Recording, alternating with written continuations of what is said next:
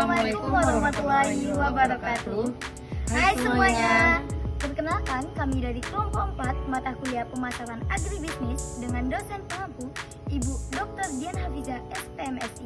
Sebelumnya perkenalkan, nama saya Intan Rahmawati dengan BP 371. Saya Fitratul Hasanah PP 1012. Saya Michel Gustia Malyana PP 1024. Saya Alifandal dengan BP 301. Baiklah, kami di sini akan memaparkan materi mengenai potensi perbaikan pemasaran hasil pertanian. Oke guys, stay tune ya. Dadah. Pemasaran pertanian merupakan kegiatan-kegiatan yang terjadi di antara usaha tani dan konsumen dan jasa-jasa secara fisik dari pusat produksi pertanian ke pusat konsumsi pertanian. Pemasaran pertanian meliputi layanan yang terlibat dalam memindahkan produk pertanian dari petani ke konsumen. Pemasaran telah berorientasi pada pelanggan dan telah menyediakan petani, pengangkut, pedagang, pengelola, dan lain-lain. Selanjutnya yaitu strategi pemasaran. Strategi pemasaran merupakan dapat diartikan sebagai serangkaian upaya yang dilakukan oleh petani, pedagang dalam rangka mencapai tujuan tertentu. Karena potensi untuk menjual profesional terbatas pada jumlah orang yang mengetahui hal ini. Dalam usaha agribisnis, pemasaran menjadi kunci utama agar produk pertanian bisa sampai ke pasar atau konsumen akhir. Namun, sayangnya, sistem pemasaran yang berlangsung di Indonesia belum bisa berjalan secara efektif dan efisien.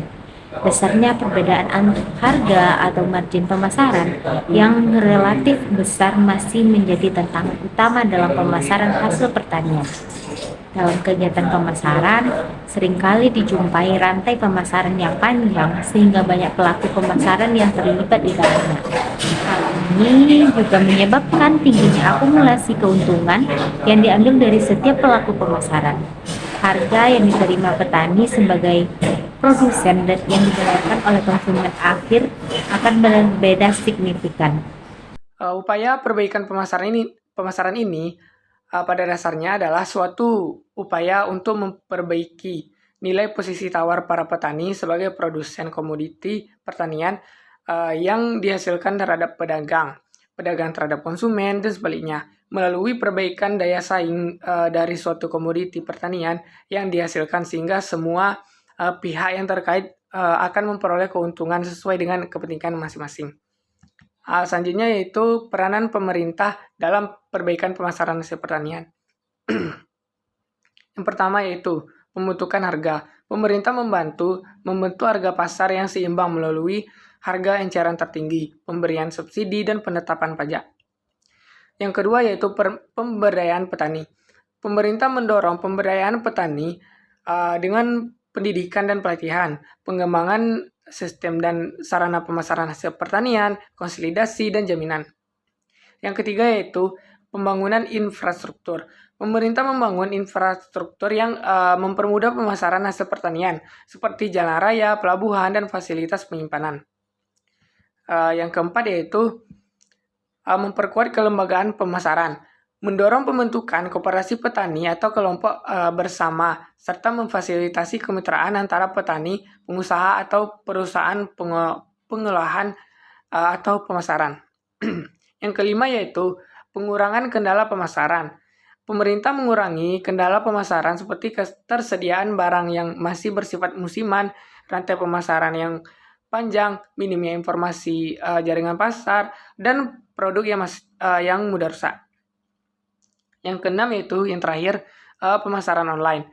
Pemerintah memperkenalkan sistem penjualan hasil pertanian berbasis online seperti yang dilakukan pada saat pandemi COVID-19.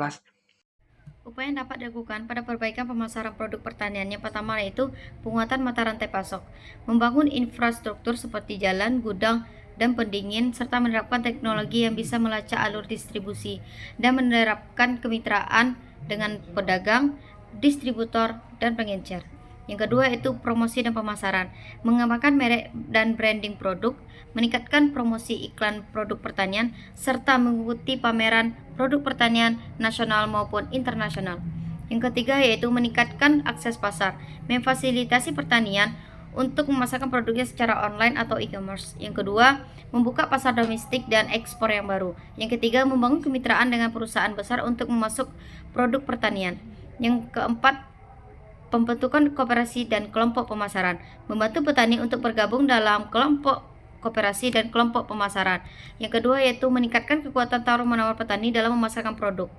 Yang kelima yaitu standarisasi dan sertifikasi produk, menerapkan standar dan kualitas dan keamanan pangan. Yang kedua, mendapatkan sertifikat produk organik. Yang ketiga yaitu memberikan pelatihan kepada petani cara melakukan praktik pertanian yang terbaik. Selanjutnya yaitu keberhasilan dalam melakukan perbaikan pemasaran dari komoditi pertanian ini dapat memberikan dampak multifungsi terhadap proses pembangunan pertanian seperti peningkatan produk, produktivitas, memperluas kesempatan kerja dan menjadi kunci utama dalam meningkatkan upaya pendapatan petani. Selanjutnya yaitu mengenai peranan koperasi dan lembaga-lembaga lainnya.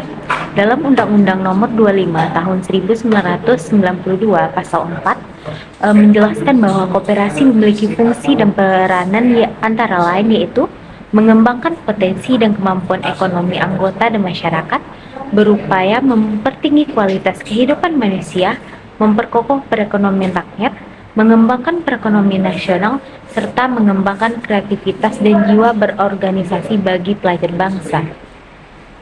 Peran koperasi pertanian sangat menentukan dalam keberhasilan pembangunan pertanian, karena diharapkan akan mampu berkontribusi terhadap aksesibilitas petani, terhadap pengembangan sosial ekonomi petani serta pasar. Koperasi pertanian termasuk subsisten, jasa penunjang, di mana lembaga tersebut harus mampu berperan dalam menunjang terhadap kegiatan dalam sistem pengadaan sarana produksi, usaha tani, pengelolaan hasil pertanian dan pemasaran.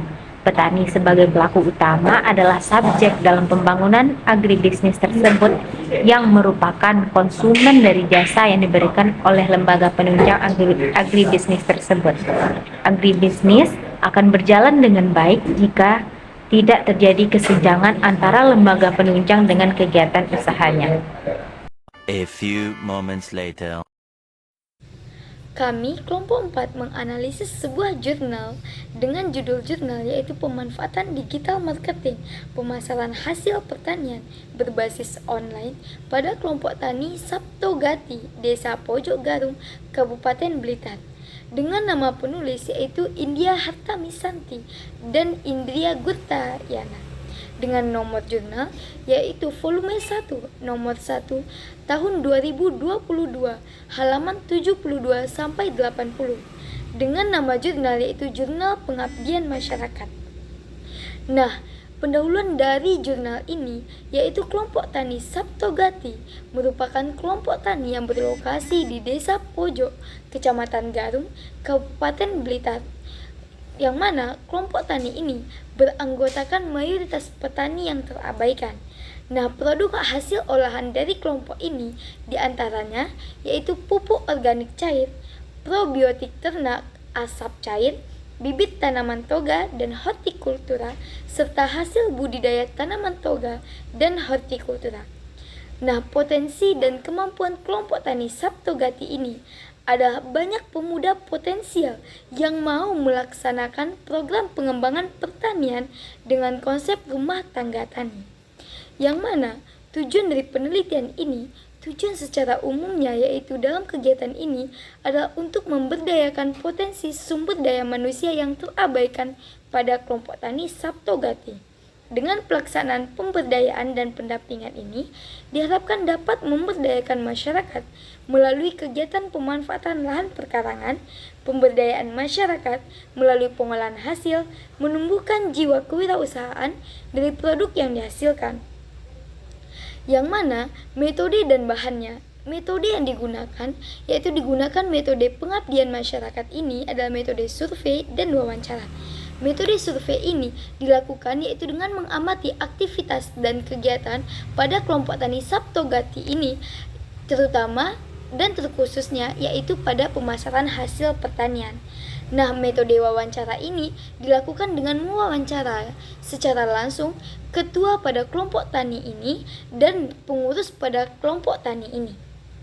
yaitu yang ingin menggali informasi mengenai kondisi dan kendala pada pemasaran hasil produk pertanian.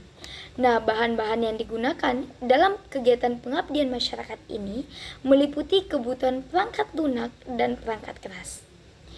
Selanjutnya yaitu permasalahan apa sih yang terjadi pada kasus ini? Permasalahan yang dihadapi pada kelompok tani ini diantaranya yaitu pemasaran hasil pertanian yang masih dilakukan terbatas pada kalangan sendiri dengan jual beli konvensional kepada teman, keluarga, sahabat, dan belum mampu menembus pasar yang lebih luas.